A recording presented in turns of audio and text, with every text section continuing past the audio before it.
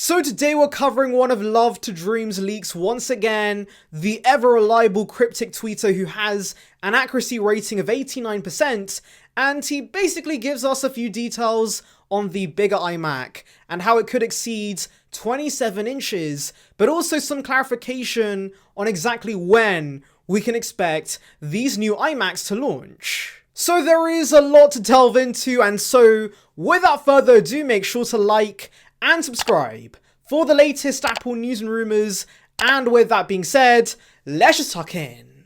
So let's first begin by delving into one of Love to Dream's cryptic tweets, and essentially translated, he said, "The iMac screen is really big, bigger than the biggest one." Now yes, I know that is pretty vague, but of course he is definitely referring to the new redesigned iMacs, and when he refers to the bigger one, he's obviously referring to the 27-inch model we have today. And so basically this is confirmation that we can see a bigger iMac, possibly around the region of 30 inches to 32 inches, so it's gonna be a behemoth of an iMac.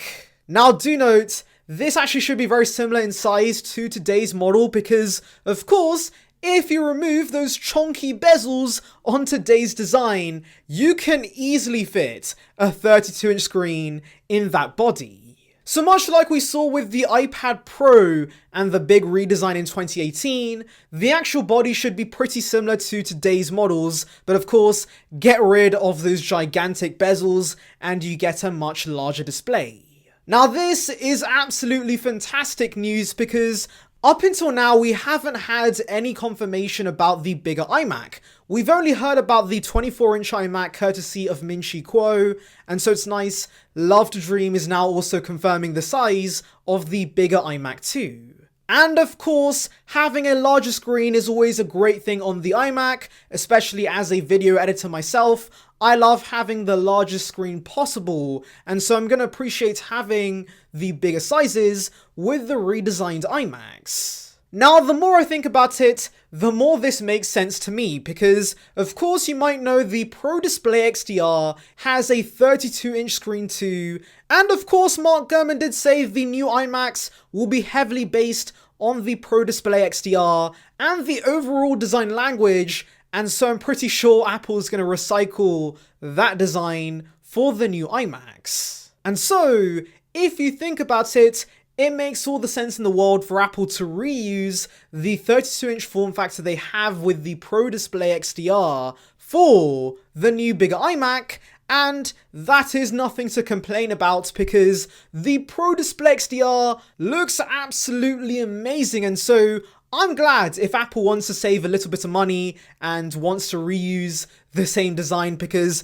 it's miles ahead of the current archaic design we have on today's iMac, so I would gladly take it. However, one thing I don't want to see with the new iMacs is definitely the Pro Display stand, because it would be absolutely shambolic if Apple makes us pay $1,000 for a stand on the new iMacs. Please, for the love of God, include the stand with the purchase, please. Timothy, don't do this to us. Anyways, enough of that. Let's now delve into the release date of the new iMac, because of course, ever since we had the WWDC announcement instead of the April event announcement that a lot of us were expecting, we of course have been confused and just wondering that if we don't see the new iMacs in April and there is no April event, then what exactly is happening with the iMacs and when can we expect them to release? Well, actually,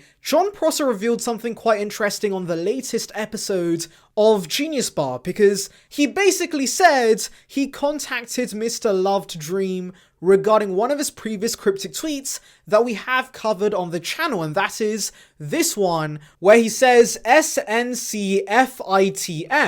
And back then we assumed this could mean several new colors for iMac this March. Now obviously March has come and gone, and we still have no new iMacs, so clearly we were wrong about the acronym, right? Well, here's the interesting thing. Apparently, John got in contact with Mr. Love to Dream and proposed this meaning for the acronym, And Love to Dream surprisingly said yes, this is the meaning for the acronym. He did really think that we could have seen new iMacs in March. Now this blew my mind because I obviously had this theory that we could see iMacs in March, and I was a little gutted we didn't see anything. But clearly, if Love to Dream is to be believed, and this isn't some sort of fake info from Apple, there was a point in time where the new iMac was ready in March, and so that does add to my theory that we could see iMacs launch way sooner than we thought, and of course, this does validate why we saw an Apple Silicon iMac appear in Xcode very recently, and that's pretty much because I think these iMacs are mostly ready for launch, and maybe some sort of mass production issue because of COVID has slightly pushed back the release. Now things do get more interesting because there was another acronym I delved into, IDLWBBS, that we thought could mean iMac's debut likely will be both sizes. Now unfortunately John did not confirm this with Mr. Love to Dream, but of course if we can assume the other acronym was right, and it was indeed referring to the new iMacs,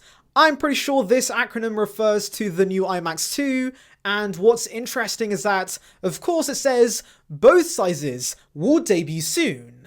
Now this, if true, also kind of blew my mind because all this time I've been suggesting that maybe we could see a staggered release. So we see the 24-inch iMac in spring and then the bigger 32-inch iMac towards the end of the year.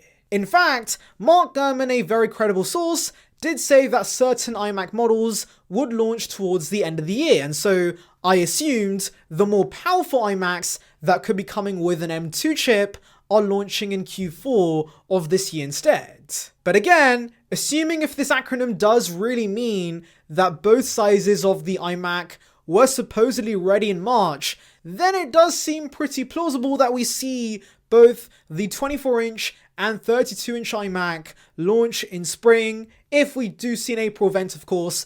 But yeah, that is really exciting because I wasn't expecting to see the bigger, more powerful iMac anytime soon, and so I am very much looking forward to seeing the performance the bigger iMac will pack. And of course we can expect Apple's first dedicated GPU to launch with the bigger iMac, and so that again is something I'm definitely looking forward to. In fact, it's predicted M1X alone could be around 100% better than M1, and so I can't even begin to fathom how powerful M2 could be with, of course, a dedicated GPU. And so yes, tell me in the comments below, are you planning to buy the bigger, more powerful iMac, or do you think M1X is going to be more than fine for you in the 24-inch version? Anyways, thank you for watching, make sure to like and subscribe. For the latest Apple news and rumors, check out the video in the icon above about whether the April event is still happening or not. And on that note, I'll see you guys in the next one. See ya, peeps.